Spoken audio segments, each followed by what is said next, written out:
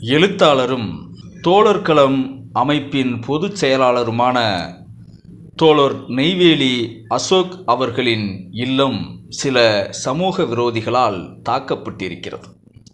அந்த தாக்குதலில் வீட்டின் முகப்பில் உள்ள ஏராளமான பொருட்கள் சேதமடைந்திருக்கின்றன. தோழர் நெய்வேலி அசோக் அவர்கள் பெரியாரிய கருத்தாளர்கள், சிந்தனையாளர்கள் எல்லோரையும் ஒருங்கிணைத்து தமிழ் தேசிய தலைவர் தந்தை பெரியார் என்ற தலைப்பில் ஒரு மாபெரும் பொதுக்கூட்டத்தை நடத்தினார்.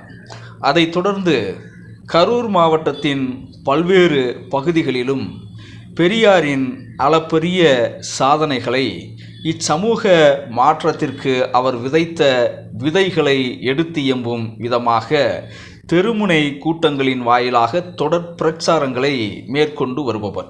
இது பொறுக்காத இந்த காளி கூட்டம், அந்த சமூக விரோதிகள் இப்போது தோழர் அசோக் அவர்களின் வீட்டை அடித்து நொறுக்கியிருப்பது உண்மையிலேயே வேதனைக்குரிய விஷயமாக இருக்கிறது.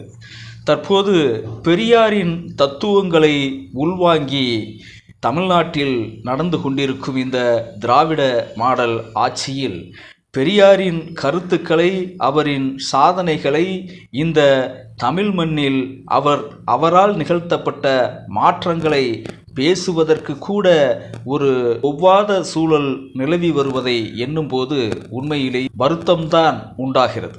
தோழர் அசோக் அவர்களின் வீட்டை தாக்கியவர்கள் மீது தமிழ்நாடு அரசு உடனடியாக நடவடிக்கை மேற்கொள்ளப்பட வேண்டும்.